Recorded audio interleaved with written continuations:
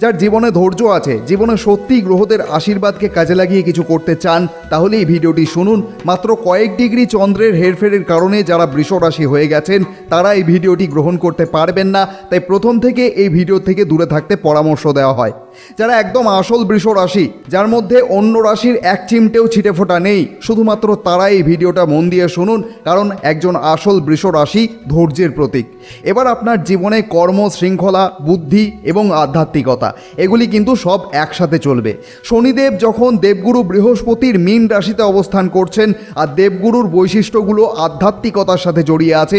বুধ মানে বুদ্ধি আর বিবেক এবং কৌশল, এই তিন গ্রহ যখন একসাথে একটি বিশেষ শক্তি আপনার মধ্যে সঞ্চারিত করছে, তখন আপনার জীবনে এমন অনেক কিছু ঘটবে যা আপনি আগে কল্পনাও করেননি। কেতুর কারণে অতীত সবসময় আপনাকে কোথাও না কোথাও জ্বালাতন করবে, কারণ বৃষ রাশির অতীত খুব একটা ভালো নয়। তবে আতঙ্কিত হওয়ার কোনো কারণ নেই। যেইভাবে বৃষ রাশির একাধিক সফল ব্যক্তিত্ব রয়েছেন, তাদের জীবনেও একসময় ওই মুহূর্ত এসেছে, কারো সাহায্য পায়নি, নিজেকে নিজে গড়ে তুলতে হয়েছে। ঠিক সেইভাবেই যারা মে মাসটা পার করেছেন তারা বুঝে গেছেন সংগ্রাম কাকে বলে। যারা ভুল থেকে শিক্ষা নিয়েছেন তারা জুন মাস থেকে একটি নতুন সূর্যোদয় দেখবেন। বৃষ রাশির জাতক জাতিকারা আপনার জীবনে অর্থাৎ 31শে মে থেকে 25শে অক্টোবরের মধ্যে একটি বড় পরিবর্তন আসছে।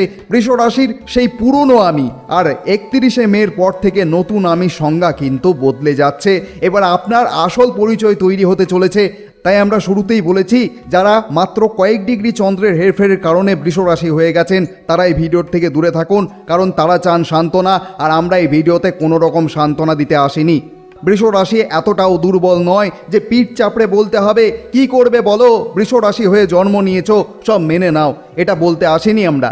যার ভাগ্য আর কর্মের মালিক স্বয়ং শনিদেব, আশা করি তার পিঠ চাপড়ানো বা পাশে আছি বন্ধু বলার দরকার নেই, কারণ এই পৃথিবীতে বৃষ রাশিকে একটি ভাগ্যবান রাশির তালিকায় অন্তর্ভুক্ত করা আছে।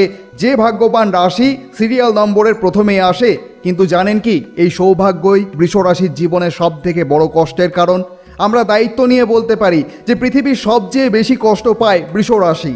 কেন কষ্ট পায়? এত সৌভাগ্য থাকতেও যে যেমন পারে বৃষ রাশিকে ব্যবহার করার চেষ্টা করে। যখন দেখে তাকে ব্যবহার করা গেল না, তখন তাকে এমনিই ছেড়ে দেয়। অর্থাৎ বৃষ রাশির ভাগ্যকে কাজে লাগিয়ে নিজের স্বার্থ সিদ্ধি করতে চায়। সেই ছোটোবেলার থেকে শুরু হয় সংগ্রাম। শিক্ষকরা বিভিন্ন সময় বিভিন্ন উদাহরণ প্রস্তুত করতে, নিজেদের শক্তি প্রদর্শন করতে সবসময় বৃষ রাশিকেই টার্গেট করে। আচ্ছা, তারা কি রাশি জানে? একদমই না। কিন্তু যেটা জানে সেটা হচ্ছে প্রকৃতি। একটা মানুষের প্রকৃতি বলে দেয় যে তাকে কতটা কাজে লাগানো যাবে। সবথেকে বড় কথা হচ্ছে বৃষ রাশি বরাবর প্রত্যাশা পূরণ করতে করতে হিমশিম খেতে হয়। সবাই মনে করে এ ঠিক সামলে নেবে, তাই ভালোবাসা এবং সমর্থন থাকলেও কেউ দায়িত্ব নিতে চায় না, কেউ কাছে এসে হাত ধরতে চায় না। কারণ ওই যে বৃষ রাশি নিজের স্বার্থ কম। আপনি খারাপ ভাবলে ভাববেন, কিন্তু অবশ্যই চিন্তন করবেন। অন্যেরা যখন নিজের স্বার্থ সিদ্ধির জন্য কাজ করে, তখন বৃষ রাশি দূর থেকে কাউকে ওপরে তুলে দেয়, কিন্তু নিজে অন্ধকারেই থেকে যায়।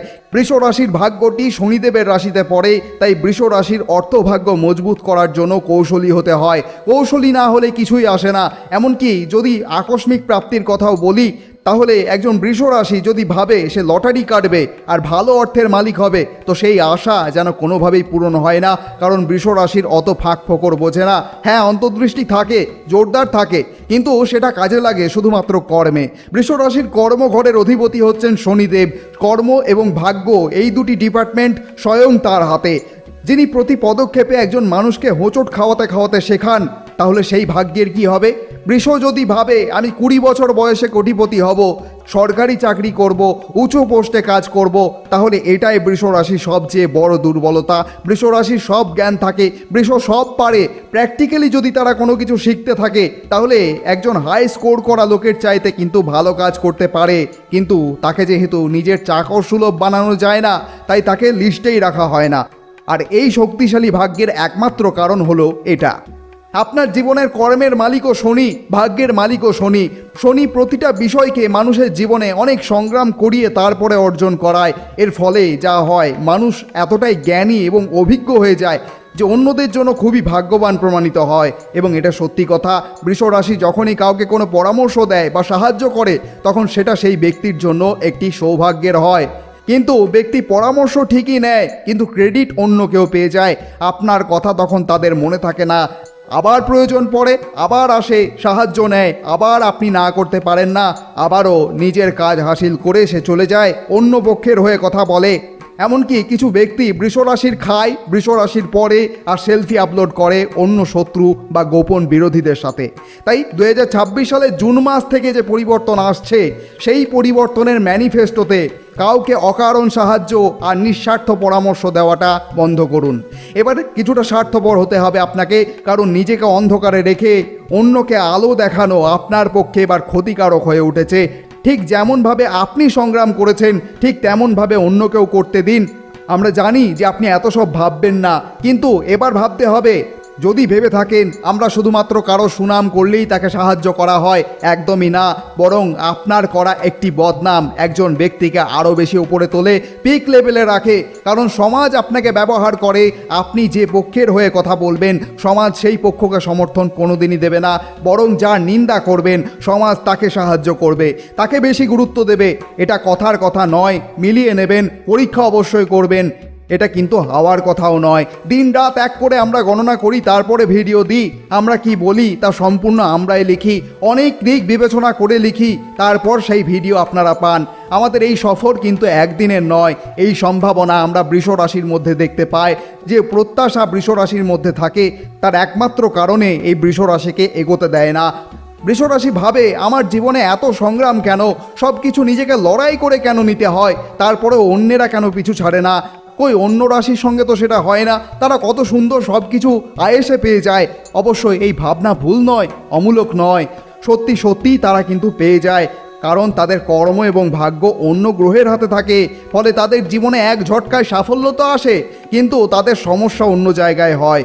এবার কি সেই সমস্যা এই পর্বে আমরা উল্লেখ করব না, তাহলে অন্য রাশির কথা বলা হয়ে যাবে। যদিও সাফল্য আসতে যতক্ষণ, সাফল্য যেতেও কিন্তু তাদের ততক্ষণই লাগে। কিন্তু বৃষ রাশি যখন সাফল্য পেয়ে যায়, তখন সেই সাফল্য থেকে হটানো কিন্তু খুব কঠিন কাজ হয়ে যায়। কারণ সে ঠক্কর খেতে খেতে শিখেছে, তাকে আর কোথায় ঠক্কর দেবে, সেই ঠক্কর দেওয়ার আর কোনো জায়গা থাকে না। তাই বৃষ রাশির জীবনে সেই চটকদার সাফল্য এত সহজেও আসে না। যতদিন ব্যক্তির জীবনে শনি মহাদশা, সাড়ে মতো দশাগুলি সূচনা হয়, অন্য রাশি যখন সাড়ে ভয়ে কুঁকড়ে থাকে, ভয়ে ভয়ে দিন কাটায়, তখন বৃষ রাশির কিন্তু দিন গোনা শুরু হয়ে যায় সেই গোল্ডেন পিরিয়ডের। এরা আসে সেই গোল্ডেন পিরিয়ডের জন্য, যারা এতদিন সংগ্রাম করে এসেছে। সেই শনি মহাদশা, সেই সাড়ে এই বৃষ রাশিকে তখন উঁচুতে ওঠাতে সাহায্য করে। আপনি কি জানেন আপনার বর্তমানে মহাদশা কি চলছে এবং তার ফলাফল কি? শনি মহাদশা কবে আসবে, অন্তর্দশাগুলি কেমন কাজ করছে, আপনার ফিউচারে অন্তর্দশা কী হবে এবং তার ফলাফল কেমন হবে? অবশ্যই আপনি যদি নিজে এগুলি জানতে সমর্থ না হন, তাহলে আপনি আমাদের সাহায্য নিতে পারেন। নিচে হোয়াটসঅ্যাপ নম্বর দেওয়া আছে। বৃষ রাশি যত বেশি কর্মে নিযুক্ত থাকবে, সেই কর্ম যত সৃজনশীল কর্ম হবে, তত বৃষ রাশি ভালো থাকবে। পদার্থবিদ্যার সূত্র অনুযায়ী একটি স্থির বস্তুকে গতিশীল করতে সবচেয়ে বেশি বল বা স্ট্যাটিক ফ্রিকশনের প্রয়োজন হয়। একবার বস্তু চলতে শুরু করলে কিন্তু তাকে আর থামানো যায় না, আর কোনো শক্তিও লাগে না। বৃষ রাশি হলো সেই স্থির রাশি, তাকে তো কষ্ট করতেই হবে। শনিদেবের প্রধান শিক্ষাই হলো কোনো কাল্পনিক জোড়াতালি বা শর্টকাট চলবে না, যা বাস্তব কেবল তাই স্বীকার করতে হবে। চাণক্য নীতি বলে, ভয় যতক্ষণ দূরে আছে ততক্ষণ তাকে ভয় করো, কিন্তু ভয় যখন একদম সামনে চলে আসে তখন তার ওপর আঘাত করো এবং তাকে ধ্বংস করো। চাণক্য নীতি এটাও বলে, ভবিষ্যতের কাল্পনিক ভয় বা সিদ্ধান্তের কারণে বর্তমানের কর্মকে অবরুদ্ধ করতে নেই। বৃষর প্রধান কষ্ট আসছে তার উপার্জনকে নিয়ে। আমরা ওই মিথ্যা সান্ত্বনা দেওয়ার জন্য আসিনি, আমরা প্রতিটা সমস্যার শিকড়কে খুঁজছি এবং সেটাকে কেটে ফেলার চেষ্টা করছি। যারা সান্ত্বনা ভালোবাসে তারা এই সান্ত্বনা নিয়ে কতদিন কাজ করবে, একসময় নিজেই বুঝে যাবে যে এইসব সান্ত্বনা টান্তনা দিয়ে কিছু হবে না। এবার এমন কিছু চায় যা কাজের হবে, সঠিক পথ চায়, তাহলে অতিরিক্ত প্রত্যাশা ছাড়তে হবে। না হলে আসল যারা পথ দেখানোর মানুষ, তারা কিন্তু আস্তে আস্তে হারিয়ে যাবে, আর নকলের সাথে কিন্তু একই থোর বড়ি খাড়া আর খাড়া বড়ি থোর চলতে থাকবে। যদি তাতেই তারা খুশি তাহলে তো ভালো, আর কোনো পথের দরকারই নেই, তারা সফল হয়ে গেছে। আজকেও বলে দিয়েছে আপনার লটারি পড়বে, আর অমনি পড়ে গেছে। খুব সহজ নয় এটা।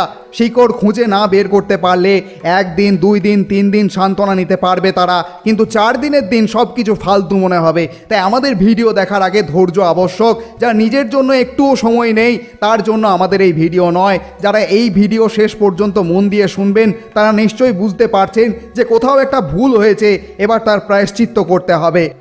গত 2 বছর ধরে আপনি যত টেনশন করছেন শুধুমাত্র আপনার পুরনো দিনগুলোর কথা মনে করে, এটা বেশ কষ্ট দিয়েছে আপনাকে। কিন্তু যা গেছে তা গেছে, এবার সেটা ভুলে যাওয়ার পালা। না, ভেতরের আগুন এত সহজে নিভবে না, অন্তরের ক্রোধ এত সহজে ঠান্ডা হবে না। আমরা বলছি না যে আপনাকে মাথা ঠান্ডা করতে হবে, কিন্তু আমরা শুধু বলছি সেই ক্রোধকে অন্যদিকে চ্যানেলাইজ করতে। এটা অনেকেই বোঝেন না, ক্রোধকে কিভাবে চ্যানেলাইজ করা যায়।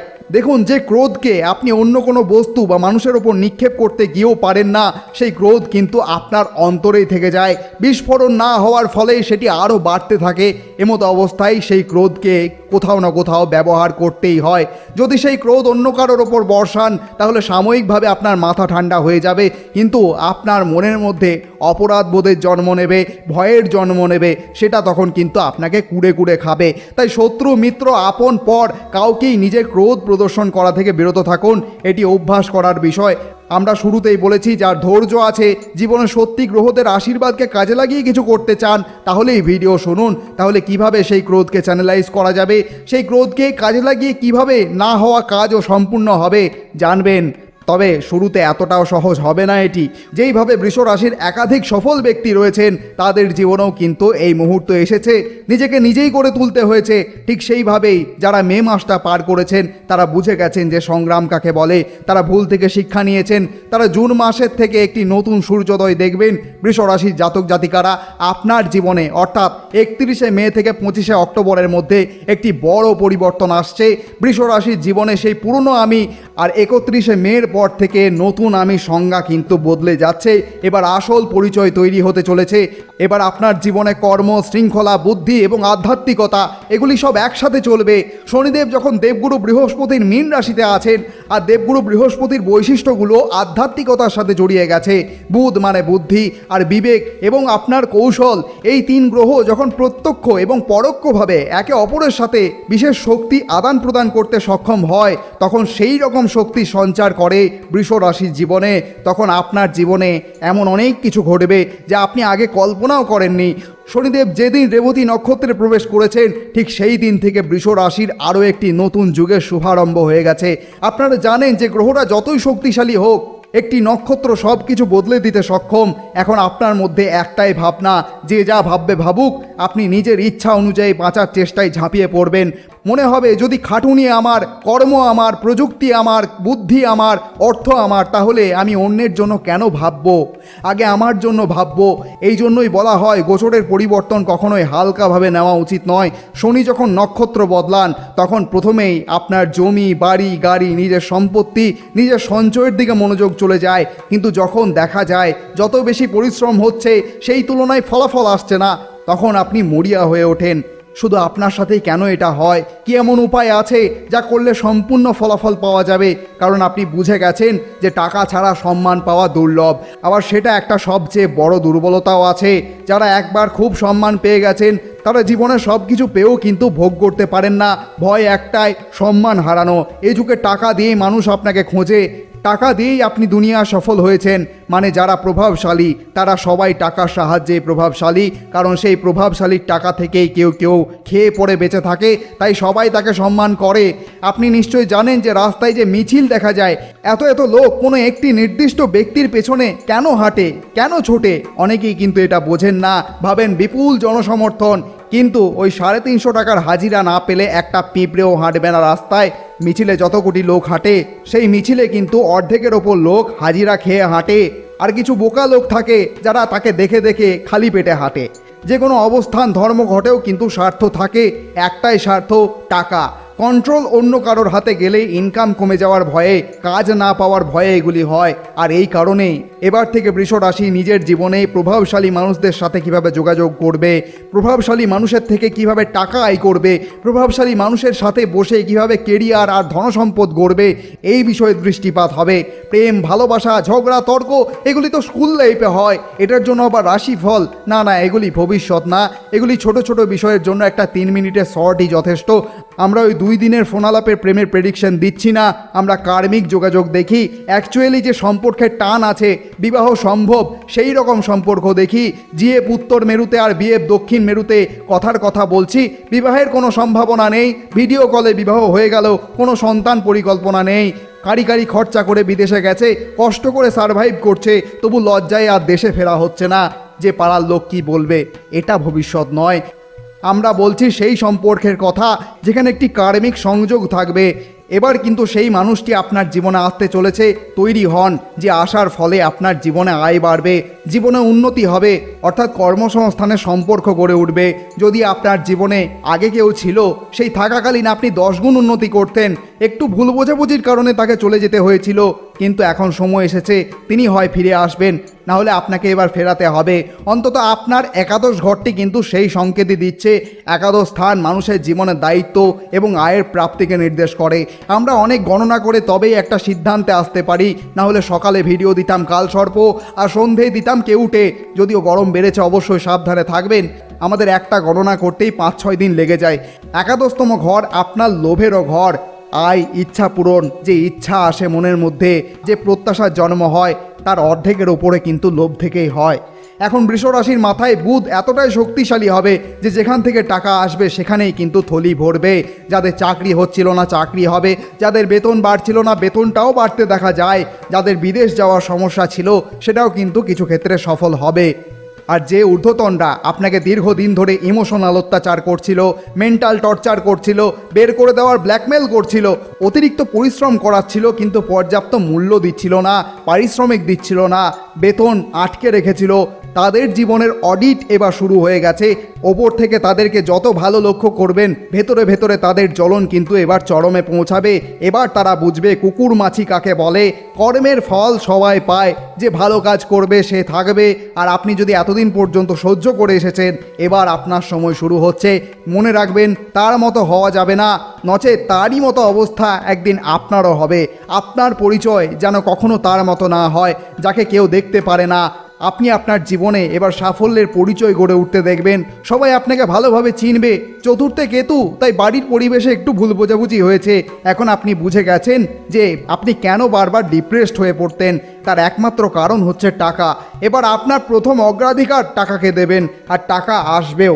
যদি মনের মধ্যে টার্গেট ছিল যে এত টাকা আমি কামাবো, তাহলে এবার সেই উদ্দেশ্য পূরণ হতে চলেছে। মনে রাখবেন, আপনার ভাগ্য এবং কর্ম স্বয়ং শনিদেবের হাতে। বুধের রেবতী নক্ষত্রে শনিদেবের গোচর হয়ে গেছে।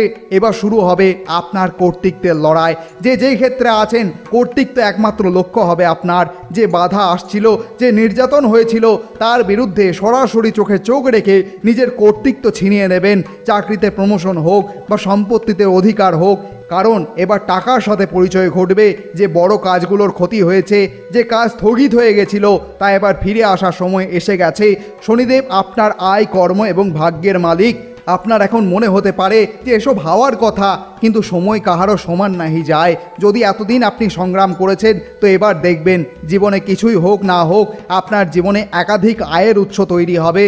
গোচরে ভাগ্যের অধিপতি ইনকামের ঘরে বসে আছে, তার মানে স্বয়ংক্রিয়ভাবেই কিন্তু বড় বড় মানুষের সাথে আপনার যোগাযোগ বাড়বে এবং ইনকামের নতুন নতুন পথও বেরোবে। মন খারাপ, পেটে সমস্যা, গলায় সমস্যা, থাইরয়েড এবং শর্করার মতো সমস্যাতেও কিন্তু ভালো উন্নতি দেখতে পাবেন। এখন আপনার মাথায় এটা ঠিক করে বসে গেছে যে যা গেছে তা গেছে। আগে ধৈর্য ছিল, কিন্তু লোভ ছিল না। এই লোভকে সঠিক দিকে পরিচালিত করতে হবে। আপনার কাছে এই শব্দগুলো নিশ্চয় নতুন নয়, কাম, ক্রোধ, লোভ, হিংসা, মদ, মাৎসর্য এই সমস্ত কিছুকে কাজে লাগিয়ে এবার আপনাকে সাফল্যের পথে এগিয়ে যেতে হবে। আমরা বলছিলাম না যে কিভাবে ক্রোধকে কাজে লাগাতে হবে, সঠিক দিকে চ্যানেলাইজ করতে হবে, নিজের কর্মে সেই ক্রোধকে হাতিয়ার হিসেবে ব্যবহার করতে হবে। এটা এর থেকে সহজ করে বোঝানো যায় না। খেয়াল করুন, আগেও আপনি আপনার ক্রোধকে শক্তিরূপে কাজে লাগিয়েছেন। লোভের কারণে জীবনে কিছু নতুন উদ্দেশ্য জন্ম হবে। এই লোভ শুনে কোনো আধ্যাত্মিক ব্যক্তির খারাপ লাগতে পারে, কিন্তু বাস্তবের বাইরে আমরা একটা কথাও বলবো না। দেবগুরু বৃহস্পতি আগামী 2রা জুন কর্কট রাশিতে এসে উচ্চস্থ হয়ে যাবেন, আর সেই ফলাফল খুব শীঘ্রই দেখা যাবে। এই সময় আবার বাড়ি নির্মাণের কাজ শুরু হতে পারে, আয় বাড়তে দেখা যায়, সম্পত্তি বাড়তে দেখা যায়।